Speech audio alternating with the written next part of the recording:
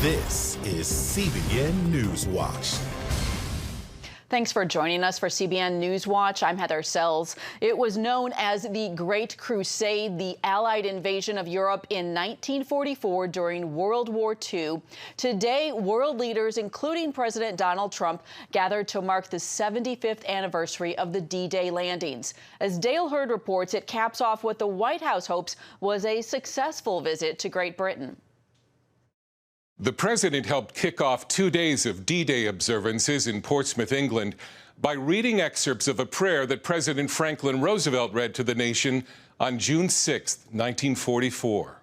Give us faith in thee, faith in our sons, faith in each other, and faith in our united crusade.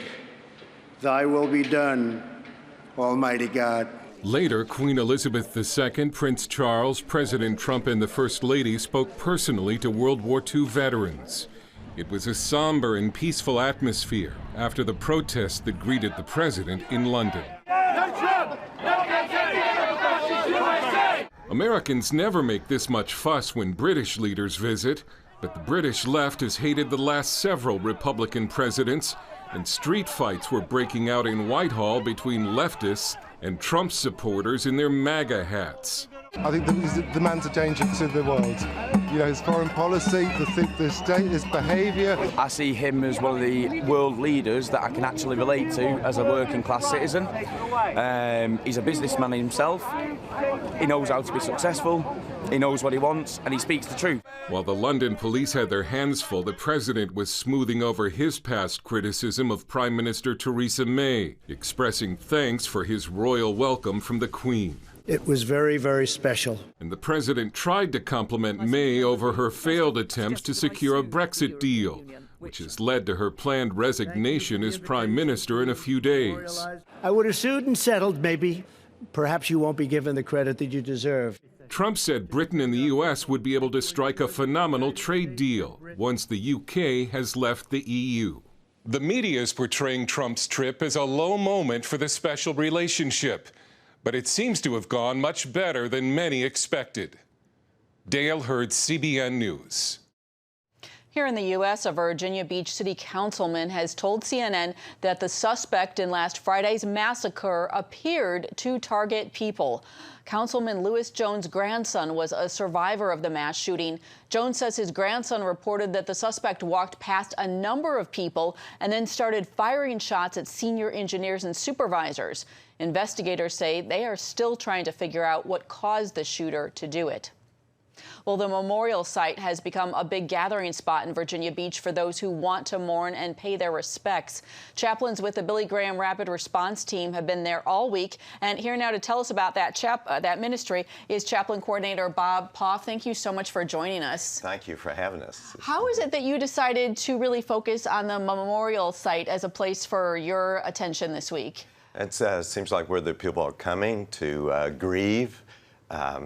The families are coming, the citizens are coming, the first responders are coming there, and it's a time of they're paying respects to those that were lost. And it's a time a gentleman from Illinois came and built crosses and came and delivered them, and that's the point of the memorial site. Yes, I saw those crosses. Those were really beautiful. How have you come alongside people? What have people been expressing? What have been the conversations this week? A lot of times for us, it's a ministry of presence. We're standing beside them. Some people just turn to us and say, Chaplain, would you pray with us? Would you asking why this happened? We'd only point them to a sovereign God. But a lot of times it's just a ministry of presence. So many people are thanking us for being there, just standing beside them.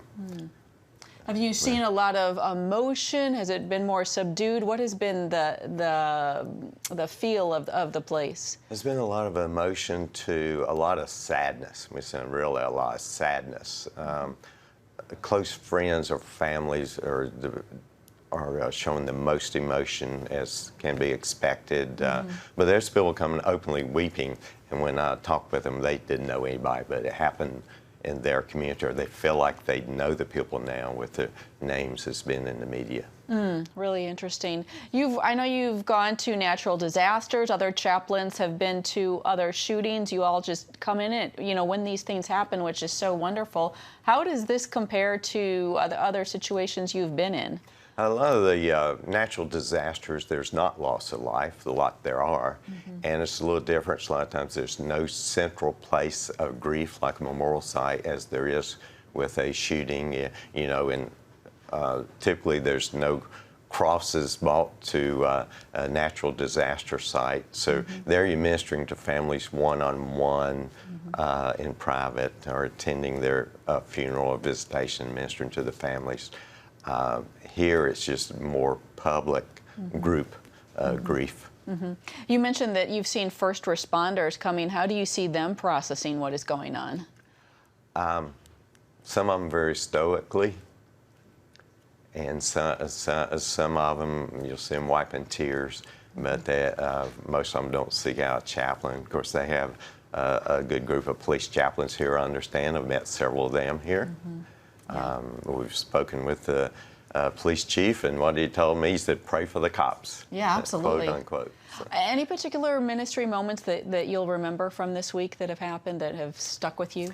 We attended a local service on Sunday, and the pastor at Trinity Church, he asked us, as he read off the names of the victims, to pray for their families. He said, pick out just one, pray for the families in the days, weeks, and months ahead.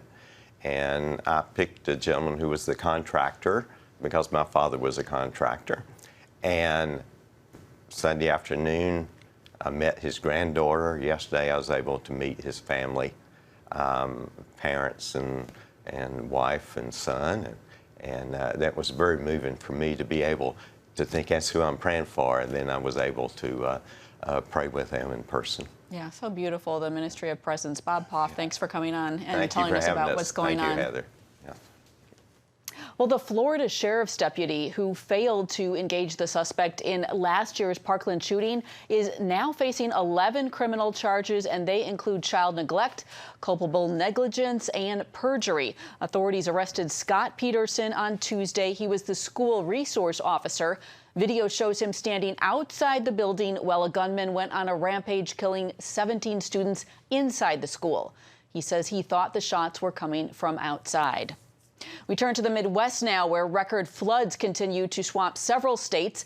This after nearly 2 weeks of severe weather brought by heavy rains and tornadoes. At least 3 people have been killed and tens of thousands have been displaced. Authorities have ordered evacuations as rivers have swelled to new heights, and it is not expected to let up. The National Weather Service predicts at least 7 more days of heavy rain. Coming up, remembering D-Day with those who lived through it.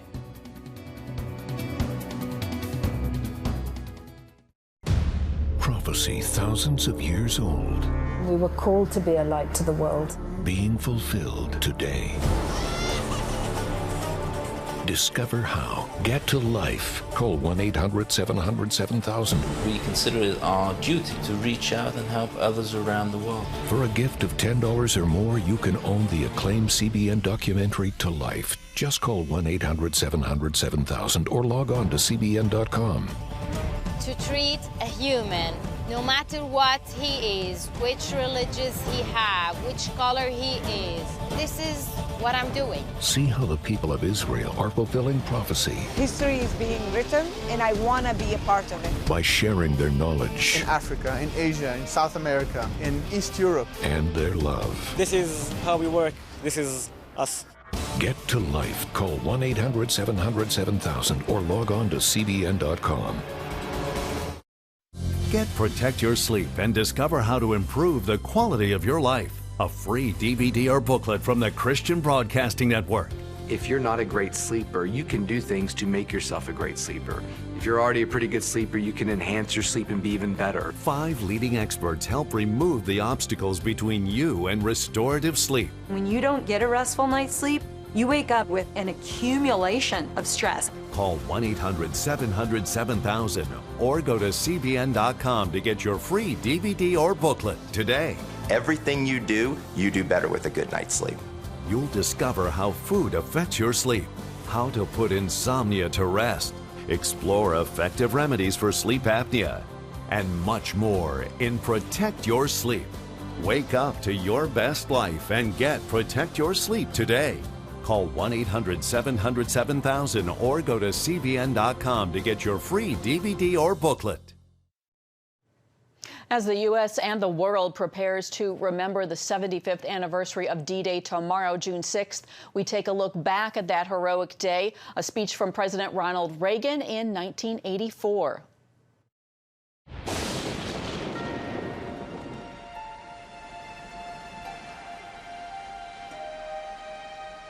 June 5th, 1944. Allied forces set out to invade Nazi-occupied France on the beaches of Normandy. But bad weather and high seas would delay the invasion for another day. U.S. Navy seaman Charles Buster Schaeff remembers when the order came. They put us in at Weymouth, England for overnight. At the time we were moving the second time, we had a pretty good idea of where we were going. Further east, Royal Navy able seaman John Robb piloted a British landing craft flak out of Southampton. The LCF was loaded with Canadian infantry, and it was designed to put troops, then tanks, on the beaches while providing cover against low-flying enemy aircraft. They were underway far into the English Channel when its captain addressed the crew. I've got sealed orders here. He said, now I've been told to open them. And he opened them up. He said, this is it, lads. We're on our way. Across the English Channel lay Hitler's heavily fortified Atlantic Wall. Field Marshal Erwin Rommel had built defenses to crush an Allied invasion on the beaches. On Normandy alone, 6 million mines, hedgehogs, and Rommel's so-called asparagus carpeted the beach. Which is one reason the troops had to land at low tide. The problem with that, of course, being that you have twice as much wide open beach to cross as a result. Historical expert April Cheek Messier is president of the National D-Day Memorial in Bedford, Virginia. These German bunkers with German machine guns and weapons that could reach far out throughout the beaches. They overlapped every single inch of beach. Those guns could reach 10 miles out into the channel. As the commanders readied their troops for the invasion, prayer was a vital part of the mission. The captain prayed for us. When he opened the sealed orders and he said, we're going off to Normandy, he prayed for the crew and for the ship that we get through it.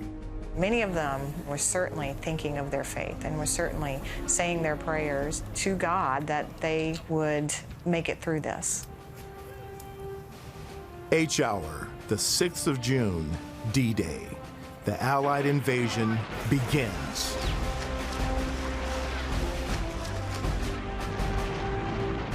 If you were to look up on the skies on D-Day, you would have seen airplanes flying wingtip to wingtip. 5,000 ships, 11,000 aircraft, 150,000 troops just on D-Day. 10 miles off the coast of Normandy, 30 soldiers from the 2nd Ranger Battalion boarded Seaman Schaiff's assault landing craft. They were headed for Omaha Beach. They were anxious to get to the beach. It became daylight on the way in, and we hit the beach about 5 minutes after H hour and dropped those men. They called it Bloody Omaha. The terrain was just a natural defense there with the Germans on these cliffs. They were 100 feet up. They had a direct line of fire as these troops were coming in their landing crafts. But the soldiers kept going. They had their orders as to what they were going to do. They had to climb the cliffs at Point de Hoc and get at the Germans that way.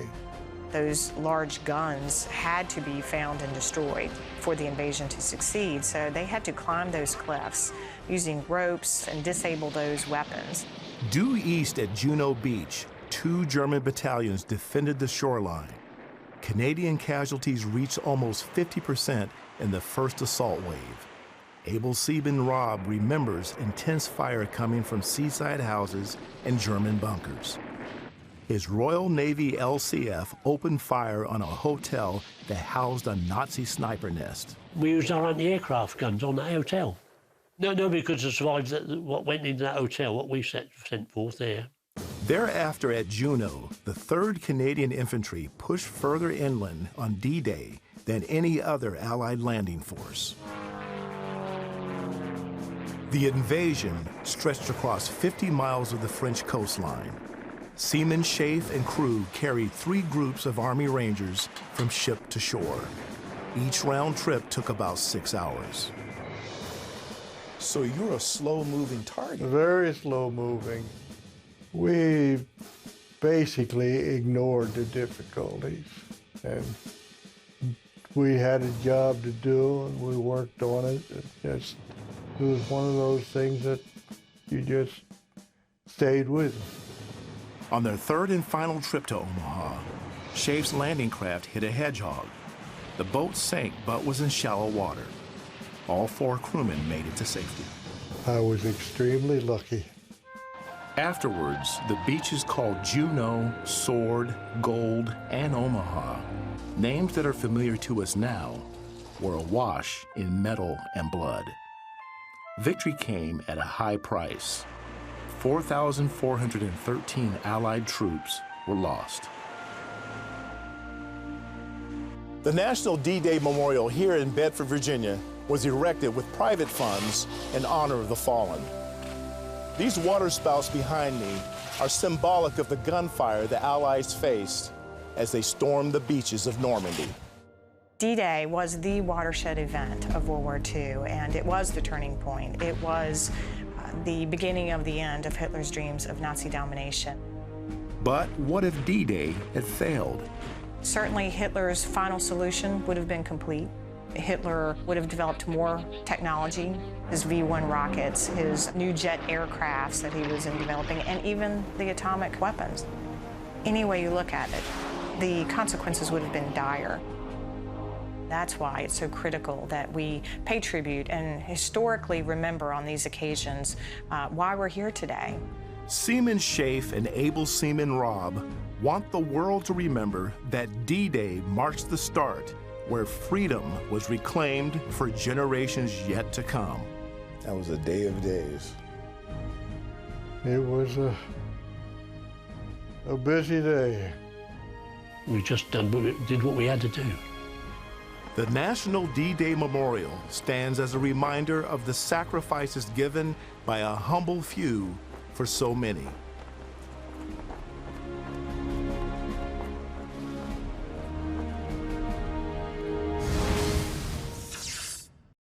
For 4 long years, much of Europe had been under a terrible shadow. Free nations had fallen. Jews cried out in the camps. Millions cried out for liberation. Europe was enslaved and the world prayed for its rescue. Here in Normandy, the rescue began. Here the Allies stood and fought against tyranny in a giant undertaking unparalleled in human history. Here in this place, where the West held together, let us make a vow to our dead. Let us show them by our actions that we understand what they died for. Let our actions say to them the words for which Matthew Ridgway listened. I will not fail thee nor forsake thee. Strengthened by their courage, heartened by their value, and borne by their memory, let us continue to stand for the ideals for which they lived and died. Thank you very much, and God bless you all.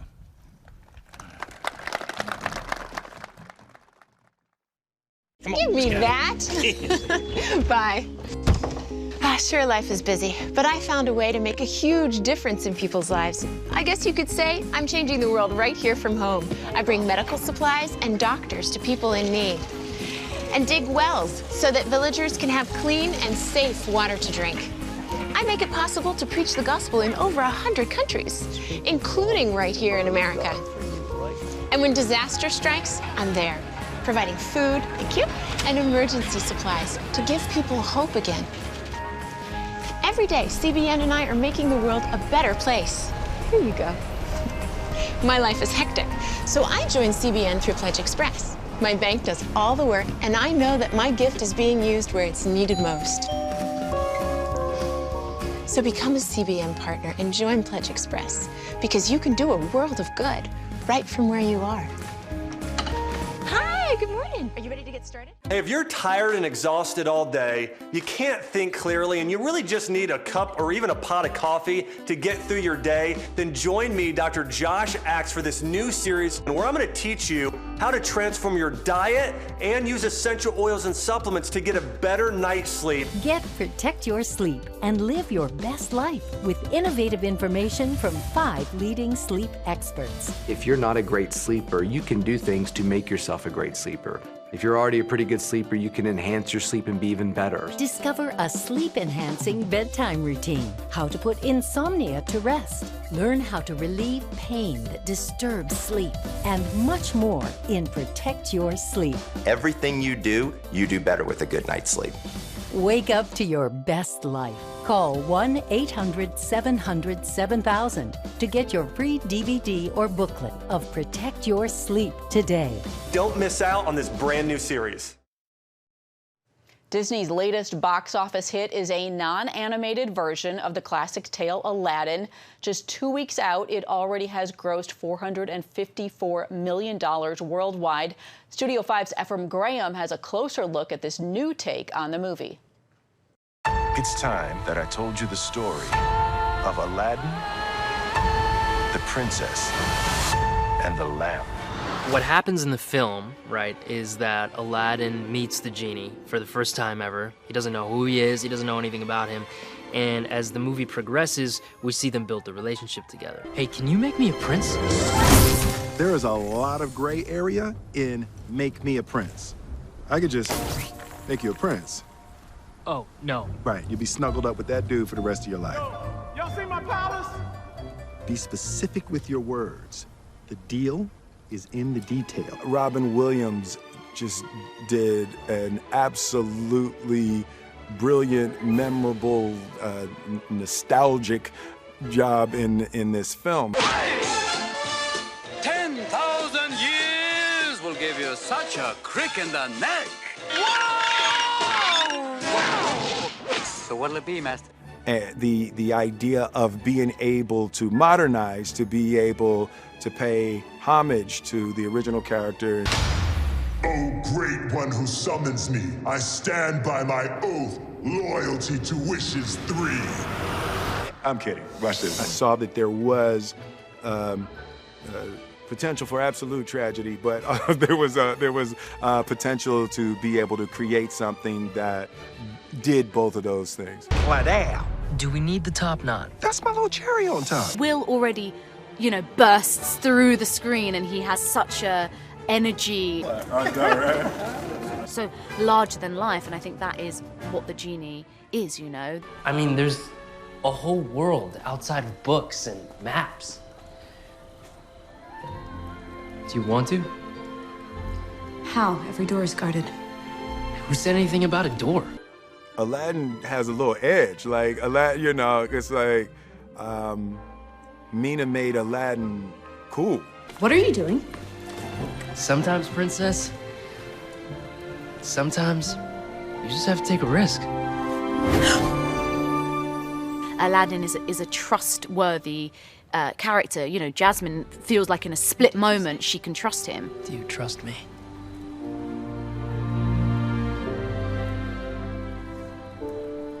Yes.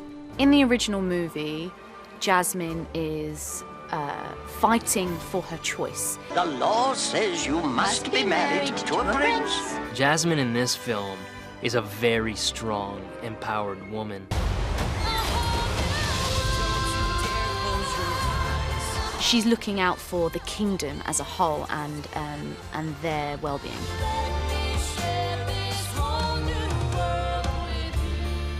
What Naomi Scott is able to do, who plays Jasmine, she's able to bring that sense of stability and groundedness and empowerment to this character. You cannot just break into a palace like you own the place. If you don't have anything, you have to act like you own everything.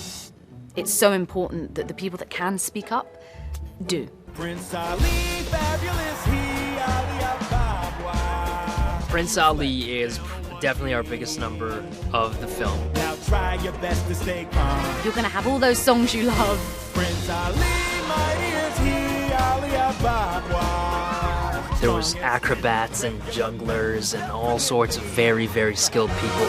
He's faced the galloping horse, 100 bad guys with swords. So it was really, really incredible to see and witness. Everybody help me out! Because you come to you, it's a world-class menagerie. Because it is a family film, it gave off a sort of warm radiation to everyone that was involved in it.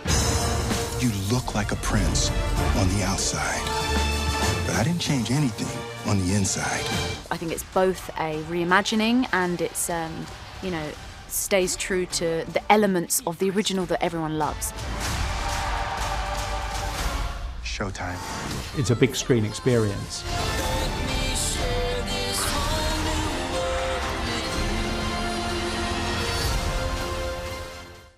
We will move the American embassy to the eternal capital of the Jewish people, Jerusalem.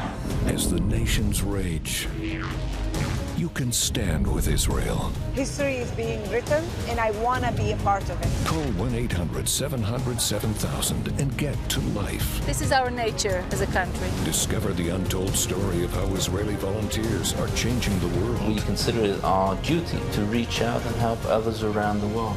For a gift of $10 or more, you can own the acclaimed CBN documentary To Life.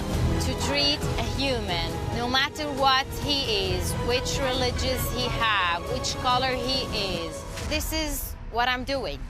Support Israel in their time of need. Get to Life, now available on DVD. Call 1-800-700-7000 or log on to cbn.com. And I wish that other people throughout the world could see this side of Israel. Orphans Promise is committed to loving and serving at-risk children, to helping keep families together, and to creating opportunities for strong and sustainable communities around the world. We're working in over 60 countries around the world, and with your help, we can do even more. There's an old African proverb I love that says, if you want to run fast, run alone. But if you want to run far, run together. At Orphans Promise, we want to run far so we can touch the lives of as many orphaned and vulnerable children as possible. But we don't want to go alone. We're out to change the world, one child, one family, one community at a time. Will you join us?